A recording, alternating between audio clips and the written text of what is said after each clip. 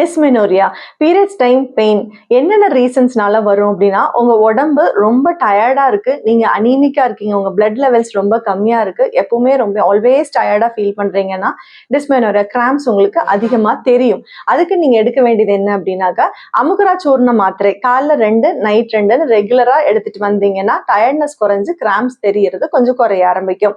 பாடி ரொம்ப ஹீட்டாவே இருக்கு, கண் எரிச்சல் இருக்கு, ஒயிட் டிஸ்சார்ஜ் இருந்துட்டே இருக்கு, எனக்கு பீரியட்ஸ் டைம்ல நல்லா பெயின் வர்றதுக்கு இந்த பாடி ஹீட் வந்து ஒன் ஆஃப் த ரீசன் தான். ஸோ இந்த பித்தம் எலிவேட்டா இருக்கிறத கம்மி பண்றதுக்கு நம்ம என்ன பண்ணலாம் அப்படின்னா, முன்னத்து நாளே வெந்தயம் 1 டீஸ்பூன் ஊற வச்சு ஒரு நாள் விட்டு ஒரு நாள் ரெகுலரா எடுத்துட்டு வாங்க. அது போக சதாவரி லேகியமா அவைலபிளா இருக்கும், அது காலைல 1 டீஸ்பூன் நைட் 1 டீஸ்பூன் ரெகுலரா எடுத்துட்டு வரலாம். மெயினா இவங்க என்ன பண்ணணும் அப்படின்னா, பீரியட்ஸ் டைம்ல first second and third day ரெகுலரா இந்த வெந்தயத்தை எடுத்துக்கணும்.